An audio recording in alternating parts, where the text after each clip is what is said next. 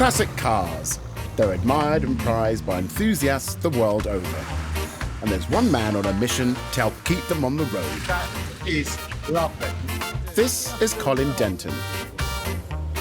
He's passionate about classics and a font of knowledge. Do you know what the best thing for that? Probably some baker foil and some water. One thing all classics have in common, they break down.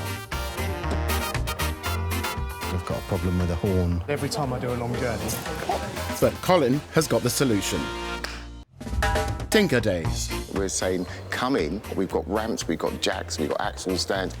You're actually bringing it into a workshop so that you can repair it and the mechanic can help you to do it. In today's Tinker Session, a Ferrari F355 in reluctant need of a showroom shine. We've got a couple of different heads that we can choose from. It looks like a sanding machine. Oh my God, I'm not gonna lie. I am worried. A tinker on a Porsche 944 serves up déjà vu.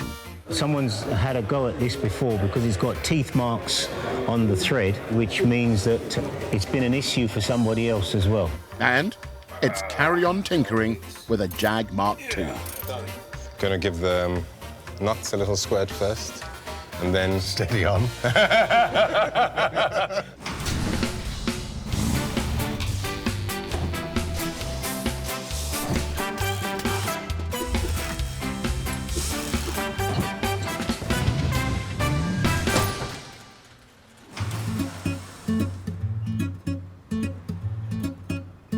I have a switch in the car for reverse. Right. Because the reverse wasn't working properly. Then you might forget to switch it off. And... Or even leave it on. Or even leave it on, yeah. You know what? Car life is nuts. It's the start of another day for Colin and his Tinker team. Tinker Day offers anyone who comes along the opportunity to get involved.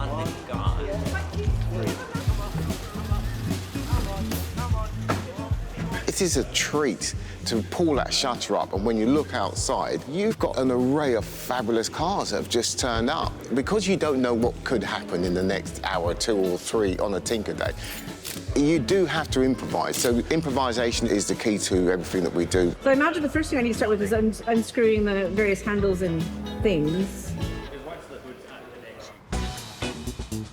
Well, the first classic to glide into the garage will certainly need plenty of improvisation. Boasting both style and performance, the 230 range was yet another triumph of engineering and innovation from luxury German car manufacturer Mercedes-Benz. This 1990 CE pillarless coupe model is owned by Felix Camfield Walker, who's loved classic cars since he was a young boy. A friend of my dad's used to turn up with these new classic cars every now and then, take us out for runs in them. I like a coupe. I don't think cars should have more than 2 doors. I don't think it looks right. I like the build quality of this period. I like the styling. I like the comfort. It's just an excellently engineered, beautiful quality car. Felix has met Colin before. Felix, good to see you again. How are you doing? Yeah, I'm doing well. Brilliant. Today, he's hoping Colin will be able to solve an issue that's putting a dampener on his beautiful quality car. What do you want us to have a look at? When we get a lot of rain, we get a build-up of water inside the lid of the boot, and I'd like to find out how that's getting in and stop it getting in before it goes rusty. OK, in cases like this, we have to conduct a water test. Yeah. And that water test will mean somebody having to sit inside or lay inside the boot. Not me. With a light. I think you'd be slightly too... It's a big boot, but it's not that big. I would possibly fit in the boot a lot easier, but Is you volunteering, is that? Well, I can't. My back and, shoulders now. Bless you. I can't do all of that. No. But I will find somebody inside, Well, all right, then. within the team, who will get in that boot with a light. We must remember one thing, to let them out afterwards. You're all heart, Colin. The Mercedes 230 CE boasts a 480-litre boot. Plenty of space for a foldable buggy, the weekly shop, or a mid-sized mechanic called Mark. I'm just about to sit down, Colin. You want me in the boot? You're my best mate. A couple of minutes, you'll be in and out. Well, in fact, make it a minute. How am I going to fit in there? You fit in there. At least I'm not in a body bag. Usually when I put them in there, I cut the legs off first. But, you know, Yeah, you can scrunch up. Yeah.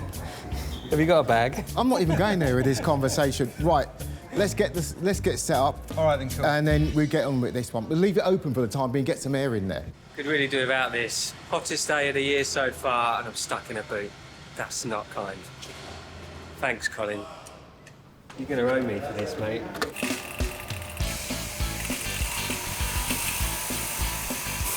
Yeah, that'll be fine. Got enough pressure, so if we got a leak, we're gonna find it. I feel like Ghostbusters. All right. Yeah. Got your torch? Da-na-na-da. Shoes Da-na-na-na. It might seem slightly archaic, You're taking your shoes off. I'm taking my shoes off. but the so-called water test is the most effective way of finding the source of the issue. So you don't want to fall asleep in there. Right. Getting trapped in a boot isn't much fun, so please don't try this particular tinker at home. Best leave it to the professionals. Probably. Ready? Yeah. We're gonna do this really quickly.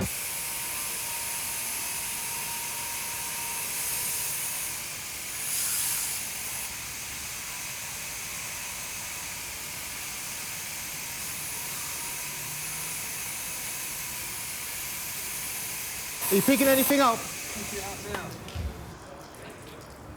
All right, cool. You've even had a snail in here by the looks of it.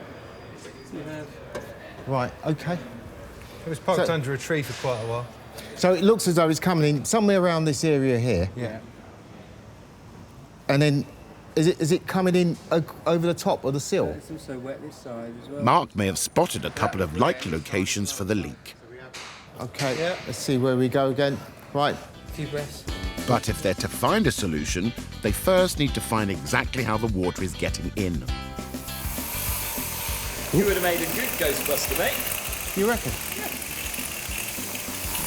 I thought you were going to say I'd make a good car washer.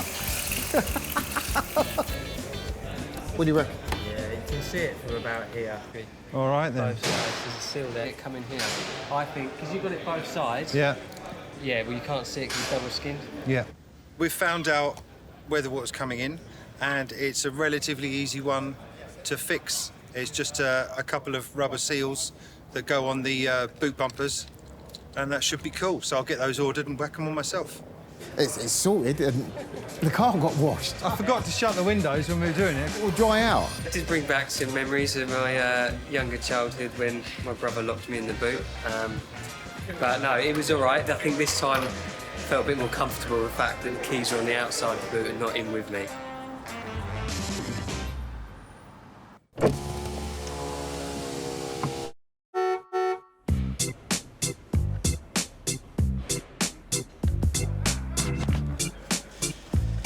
So just stop there for the moment and then we'll see what else is going on. With the classic garage bustling with tinkerers trying to resolve their classic car conundrums, Mark tries again for a tea break.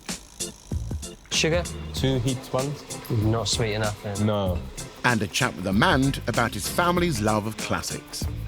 I had lots of uncles and aunties with all sorts of things, like Jaguar Mark X. One uncle of mine who was very wealthy, so he had a Lincoln Continental, you know, like the one Kennedy got shot in. The boots would open and the whole hood would drop in there and shut. Okay. And this is 1966. You know, my dad bought the Tornado, and then he bought a Chevrolet Malibu for my mum. Right. And so I kind of grew up around all these things. Probably why I like them. It's amazing how cars bring back memories. Without realising it, we get very involved in cars. They evoke these memories, sometimes quite poignant when you think about it.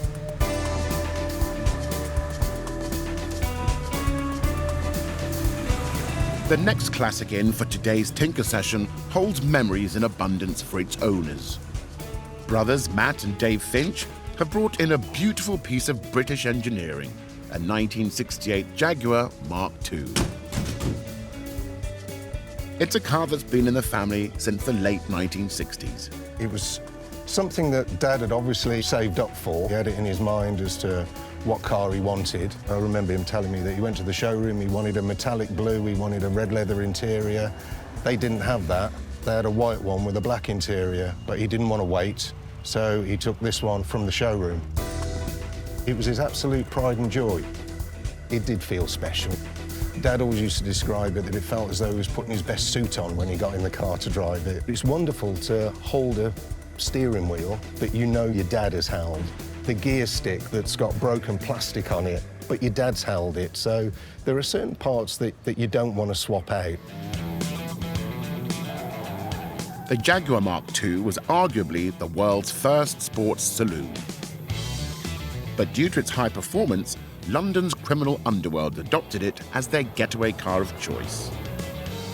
The police soon followed suit, as there was nothing on the road that could keep up with it. Hello, guys. Hello, sir. Hello. Hey, buddy. I'm Dave. Dave. Hello, Dave. I am Amand. Pleased to meet Hi, you, sir. Amand. Matt. Matt. Nice to meet you. Nice to meet you, Matt. This particular model also has sentimental value to Amand. My godfather had one of these. Yeah, yeah. And I always used to yeah. like sitting in with the picnic tables and, Yes, and the wood and, yeah. you know, the switches, the toggle switches. Felt like being in first class. It was very nice. Yeah. Shall we get it in? Yeah, absolutely. So, Matt, what's the problem? The passenger side sits slightly lower. Okay. If you look from the back here, you can see that the right-hand side is sitting a little bit lower than the left. Slightly lower. Yeah. Amand suspects this is a suspension issue. Can you see inside there? The rubber is actually broken away. The decay on the rubber mountings or bushes in the suspension on the passenger side is the likely cause of the lopsided stance. So what we need to do is to remove the arm, press the bushes out, and press the new bushes in, and then put the arms back on the car. You make it sound so easy.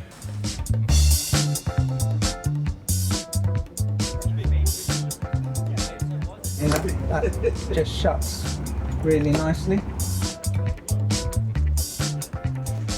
Your handbrake sloppy? Yeah, it's rubbish. She's just had to tighten out. I've had Cortines before years ago. Right, okay. But they weren't classics then? No, they weren't, no. The UK plays host to hundreds of classic car shows each year.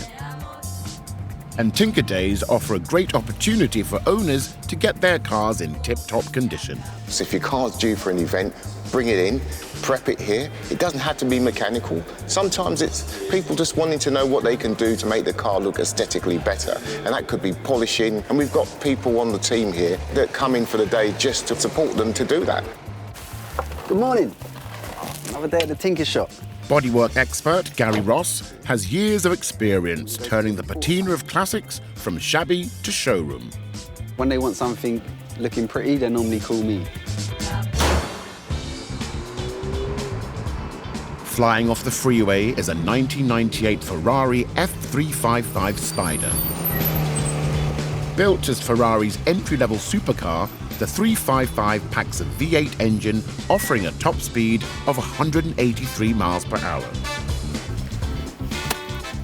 This one belongs to Lulu, who made it her lifelong ambition to own one. We came here from Syria as political refugees, and when I was a little girl, we were very, very poor. We were so poor that I remember my father once coming home with a packet of chewing gum for dinner between 4 children, 1 packet of chewing gum. That's when I decided when I grow up, I will have a Ferrari. Everybody laughed at me, but I was so determined. I had to wait for 21 years, but I did it. And it was certainly worth the wait. So good. How good is that? Never get tired of it at all. You change gear and you go first to second. You can't beat that feeling. You can't beat it. And 15 years and I still get excited about driving her. She puts a big smile on my face. And Lulu's love for Ferrari extends beyond the tarmac. In my house, everything is Ferrari. From the mug I drink coffee in the morning to my toothbrush at night, everything is Ferrari. So the pressure's on Gary to ensure Lulu's little baby is perfectly pampered. What's brought you down here today? She's been entered into the Concourse Delegance at Hampton Court. Okay. I'm hoping you can help me Yes. clean her and get her ready and detail her. Yes. And show me how to do it so I can do it, because I've never cleaned her in 15 years. I got the bag of tricks here. So everything we're going to use today is inside this bag. But before Gary can caress this classic with its first polish in over a decade, he needs to check the paint is thick enough using a paint gauge, as machine polishing removes a tiny amount of the surface layer. It's got a little magnet there, and it magnetizes to the actual metal underneath the paint that's on there now, and listen for the beat. If it's below 100, not so much a problem, we just have to be extra careful when we have the machine. With the Ferrari's paint within safe limits, they now need to mask up all the edges to ensure that the polishing products only reach the painted surfaces. Get as close to the body without touching the body, and we'll slowly come up here, using our finger, we'll just go around the edge. There we go. I'm gonna come around and check it in a minute. Yeah. I feel like you're a teacher and I'm like the student. Yes. I better have done my homework properly. Yes. I'll see what marks I can give you at the end.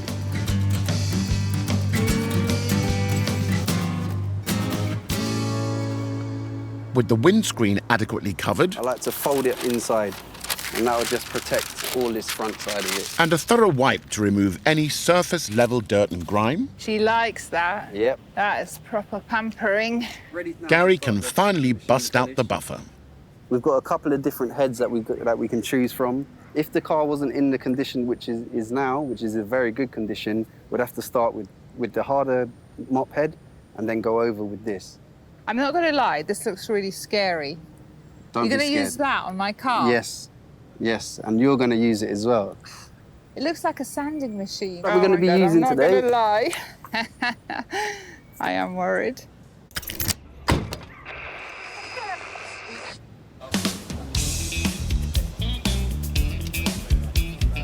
Okay, come up a bit more.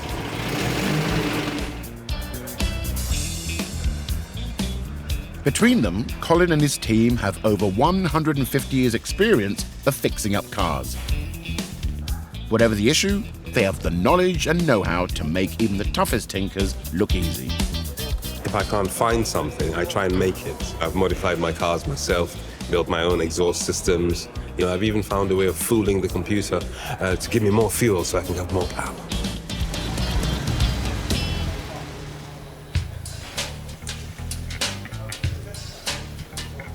Back in Bay 1, a man's bringing his expertise to solve the mystery of the lopsided Jaguar.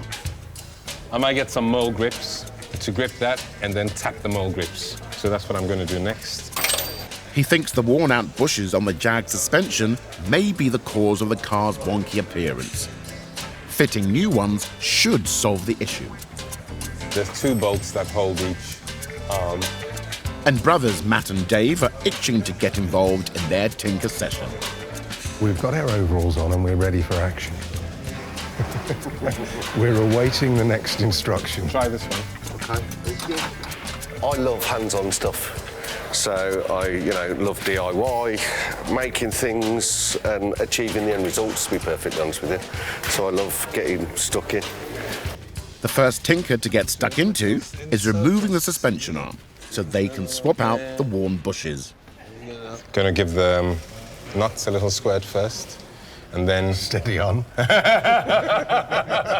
Well, we're gonna make things move smoothly, you know. Just you carry on, I think that'll be fine. Finished. Yeah, thanks.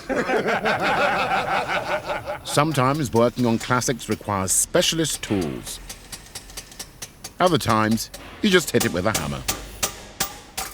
That's it. There's the bush. It's come away from the end there. You can see clearly. Side, yeah. That it's off-centre as well? Yes, it is off-centre. It's quite a way forwards. So would logic tell you that that is what's causing the drop on the car? Yeah, you can see clearly. There's a limit to how much longer we can preserve this stuff. In any one tinker session, the workshop sees classics of any age, size, or make. So that's all original apart from the radiator, which I've just bought. Yet to find a car that you've not yet seen or had or driven in Ghana. Oh, we'll brilliant. find one. We will. Or an uncle that's not in. So how many cars have you got? Oh, we can have 5. Oh my goodness. I like my classics and she likes her modern. But whatever faults come Nick's way, with over 40 years' experience under his belt, he's confident he's got the skill set to get them fixed. The type of mechanic that I'd like to think that I am is someone who tries to do things properly and thoroughly. It's worth taking that extra little bit of time and trouble to do it properly, to do it right, and everybody goes home happy. Well, he's going to need all of the above for the next tinker. Soon to grace the garage is a fine example of a Porsche 944. It was launched in 1982 to bridge the price and performance gap between the 924 and the 911. Whitney and Rose Williams bought this 1998 beauty 6 months ago on a whim. I was actually looking for a Boxster S, saw this on Facebook and thought, let's go and have a little look at it. Just thought, if we can do it, let's do it. And here we are. So we did it. And it's a permanent fixture in our home. I love it. I love it. It's different. It's a different Porsche. Yes. I hadn't really seen one before. I like things that are not run-of-the-mill every day. I just love it. It's very comfortable. It's actually pretty reliable. And it's got a Porsche badge on it. Yeah. What's not to like? Yeah. They've brought the car in today to fix a niggling problem. How are you? Hello, I'm well. How are you? And methodical problem solver Nick is on hand to help. What's going on with this? So on the boot, when I shut it down, it's not locking down properly, so it's leaving a little gap. Yeah, as you're driving, the fumes from the exhaust actually just go up and in. Swirling. Yeah, Right, so okay. it comes in and then it swirls into the back of the car. If you put your hand here, put your hand there, you can actually feel. Yeah, okay. So if we open it, so this side in particular is not. So if you see where I put the draft excluder as a temporary fix. Okay, so what I'm understanding then is that the lock works okay. The lock works okay. Right, okay. Most car boots have some kind of mechanism to keep the lid shut. On the 944, it's an adjustable pin on either side of the lid that slots into the lock hatches below. If they don't align correctly, they can prevent the boot lid from fully closing.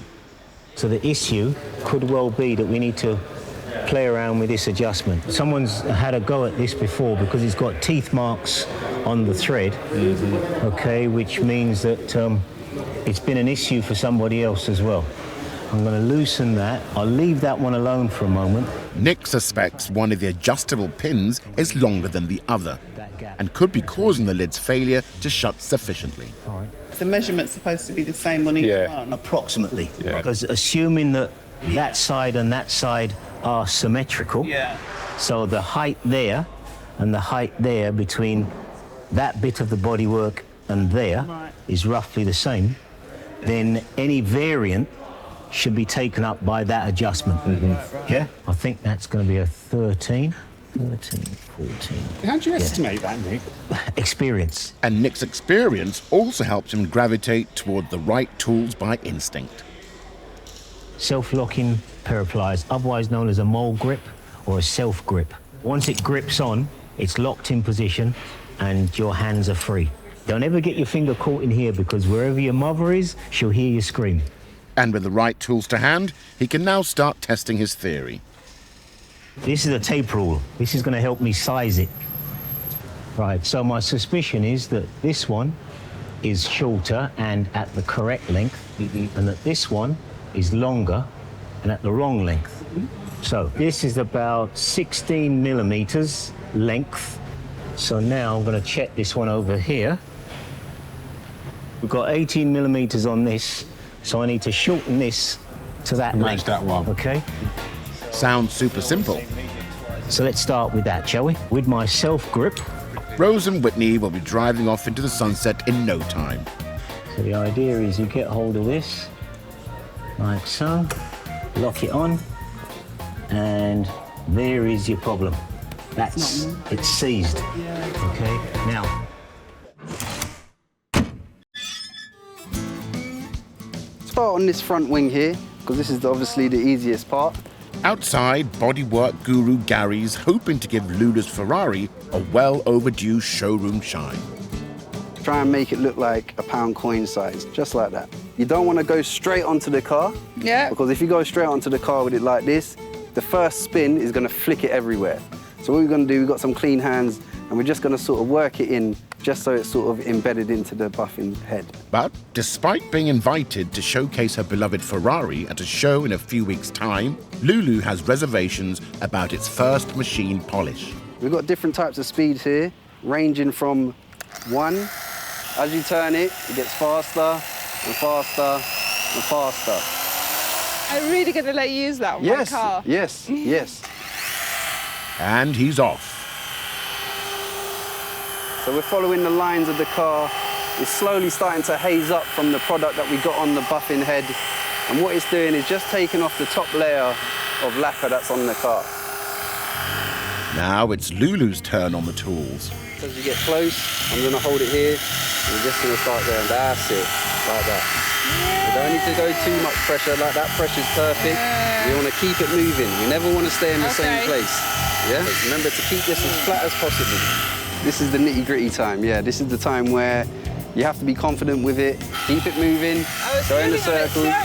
Yeah, this is the most daunting time because people always, they see a machine like this, they hear it turn on, and they think, what's it going to do to their paint? The more you do it, the more and more of the compound's coming off. You want to get to the point where you feel like it's almost off. Yeah, that's it. Lesson complete. Gary will finish up so Lulu can return later to check out the result. Look at that. You can eat your dinner off that.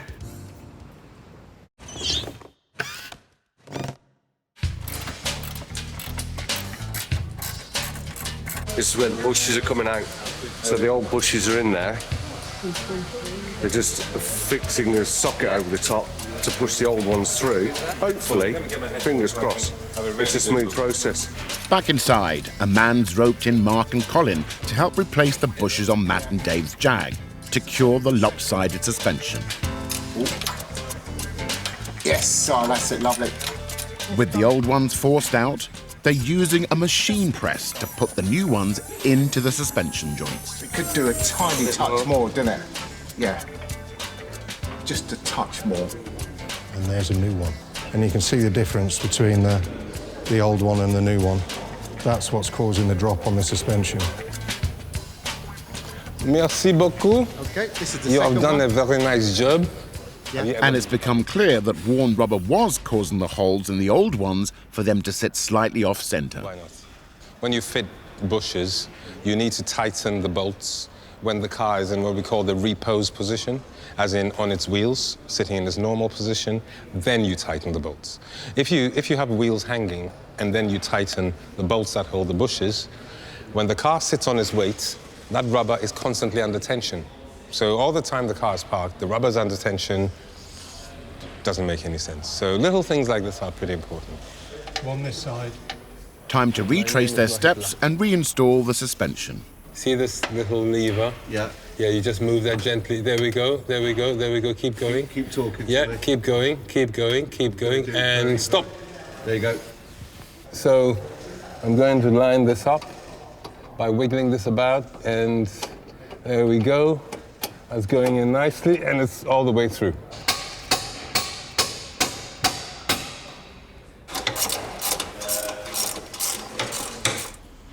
With the final bolt tightened and the wheels back on, it's time to find out if all the effort has paid off. Okie doke. So, Amand, what do we think? It's the moment of truth. Well, I think it looks pretty level to me. There was this kind of movement that was allowed by the worn rubber. So now we've put new rubbers on, everything's sitting nice and square. It's been a long day, but it's been very, very enjoyable. We've fixed the car, and we've had a few laughs whilst we've been doing it. So, yeah, really good. My parents will think it was absolutely fantastic, the fact that they bought the car and it was still bringing us pleasure so many years on, and that Dave and I were down here. I'm sure they'd have loved to have been down here themselves and tell the stories firsthand.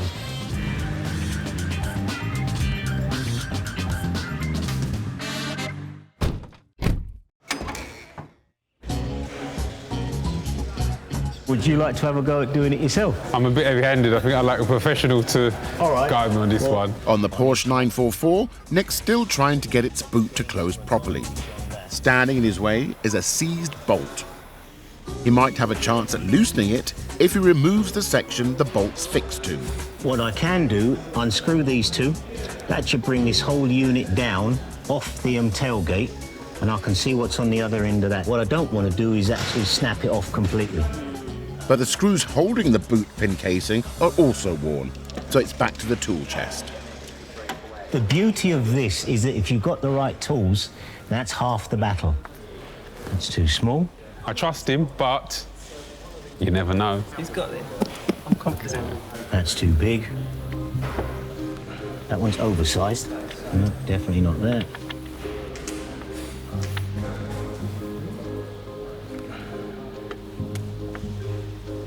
No, these are mega tight. There we go. Where there's a will, there's a way. See, next the man that can. Yep. If something is tight or seized or partially seized and you finally get it going, always work it backwards and forwards to actually get it used to moving again before you attempt to loosen it completely. Because if it gets hot, the metal gets weak and it'll snap or just round out. And what you're doing is you're cleaning the thread that we can't actually see at the moment. What does round out? Okay, so if that goes round, this won't bite into anything. But will Nick have the same good luck with the second stubborn screw?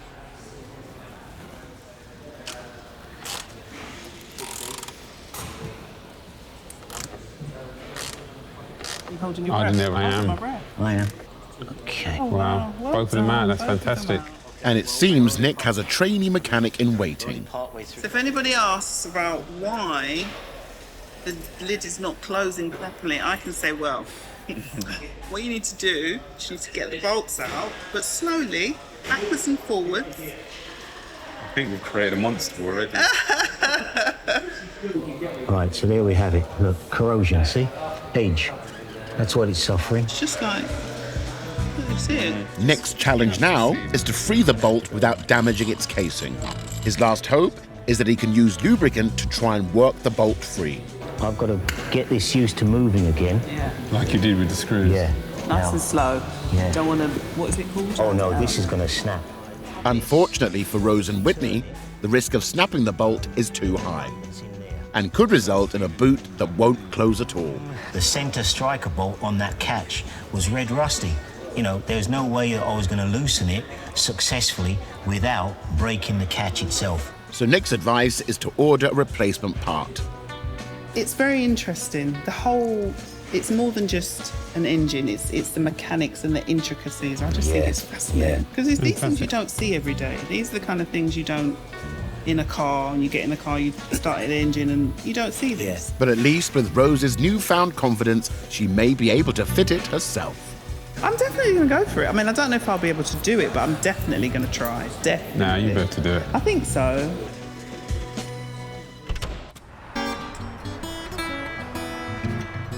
Go all the way down. Well, they have a right mixture of vehicles here. Commercials, lorries, cars, a few motorbikes. That gearbox, isn't it? Yeah. I love the classical, the wooden steering wheel, so much more class.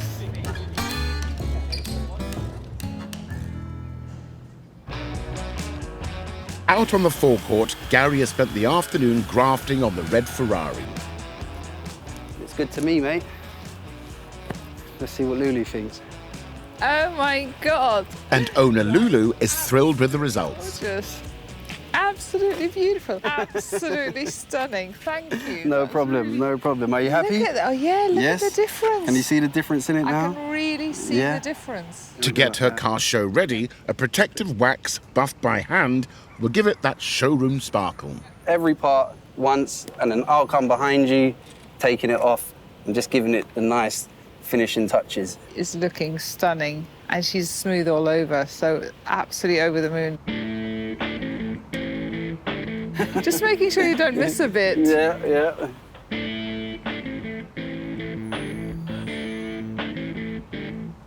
The F355's paintwork may have been neglected for the past 15 years, but with Lulu's first car show just weeks away, the Rosso Corsa paintwork is allowing the car to look like it's just rolled out of the factory. I'm so excited now about the Concourse because she's going to be so beautiful as she is. No worries. No worries. Actually, give me a It's been an absolutely brilliant day. First of all, I've learned some new skills that I can clearly use again. But I think she really loved it. She enjoyed it as well. And well, yeah, we're both leaving very, very happy.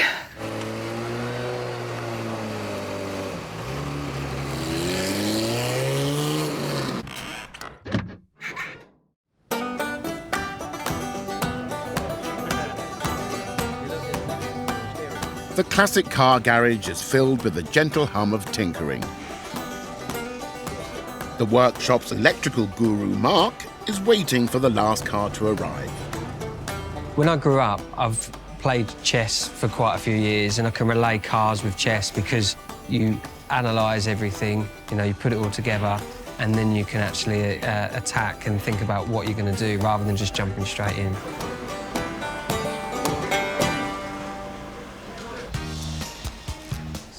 Well, let's hope this one isn't a stalemate.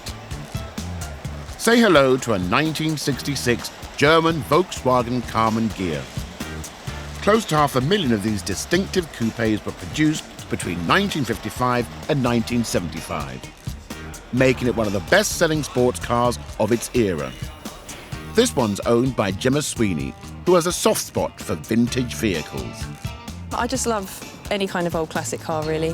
Really love these kind of old VWs as well. So it's just, yeah, a beautiful car, lovely shape, and yeah, lots of bits to fix, so a bit of a project. So you can see it's a left-hand drive. The left-hand drive was quite tricky when I first collected the car, but it just feels natural now. Hi, nice to meet you, I'm Mark.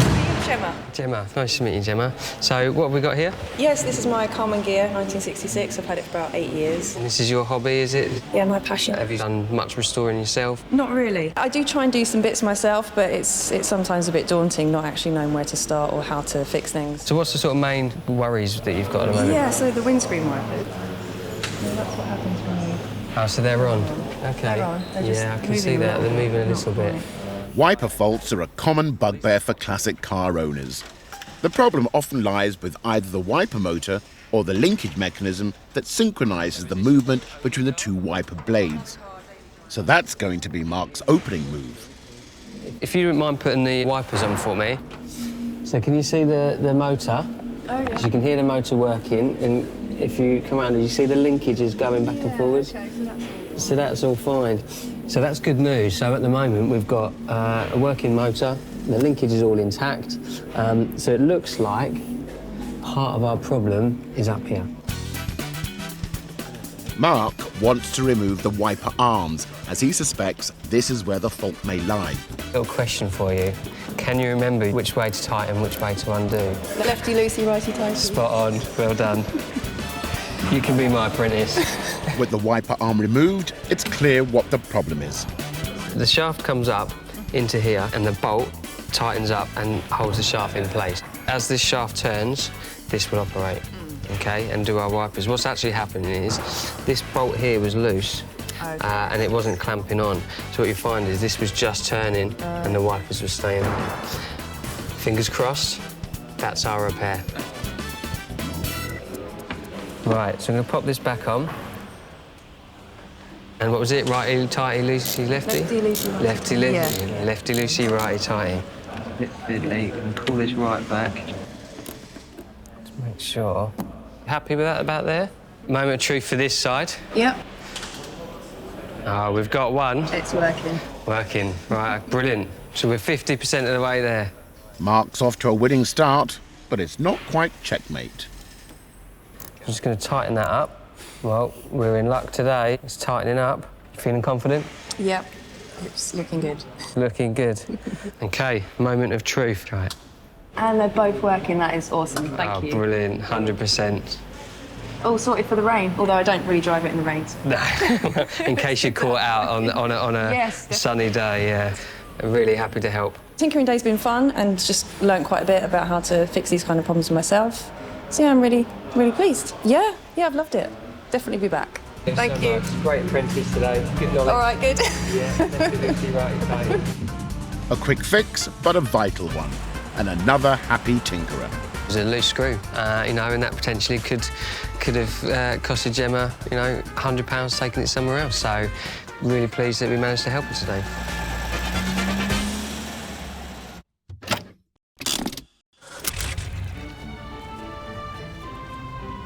Colin and his partner Carmen are at the Concourse Delegance at Hampton Court Palace.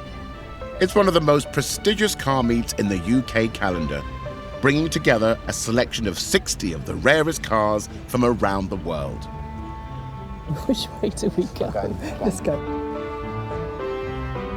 AC Cobra. Really? Well, it's like £1 million. And there's one car in particular that Colin is keen to see.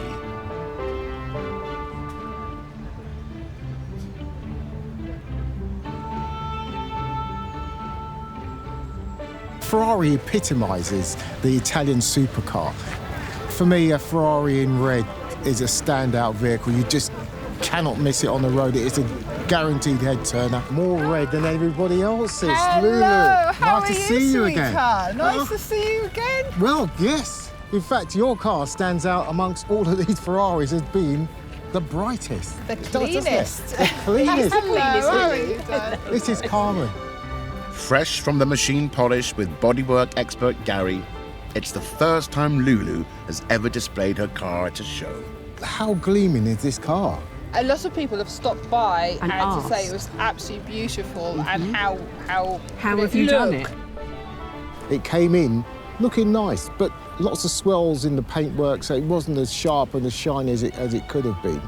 But by the time that it was polished, properly mopped, and Gary went through that process of showing Lulu how she could do it herself and used the machine.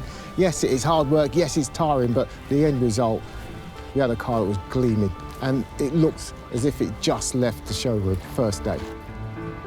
When I was younger, I used to come here and actually look at all the cars, and you know, when you're something so unbelievable, and to actually come back here, not only that I own a Ferrari, but I actually my own car is on display as well, so hopefully it'll inspire some kids out there somewhere as well. People, they gravitate to owning a Ferrari. They may have a Mini, or they'll go away and buy themselves a small Fiat 500 and they work their way up. Lulu went in at Ferrari level. What? People just don't do that. She is a force of nature and somebody that we loved having in the workshops for the Tinker sessions. I'm hoping that she'll come back again because she brings real positive energy with her. Colin and the team have done us proud in keeping our late father's Jag back on the road, fit and running, and we're enjoying a great day in the sun. Can't get much better than that.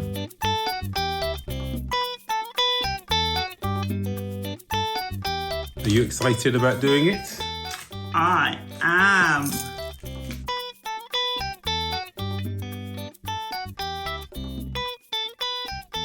I've ordered the parts and now they've arrived, I'm going to fit them. So thanks very much.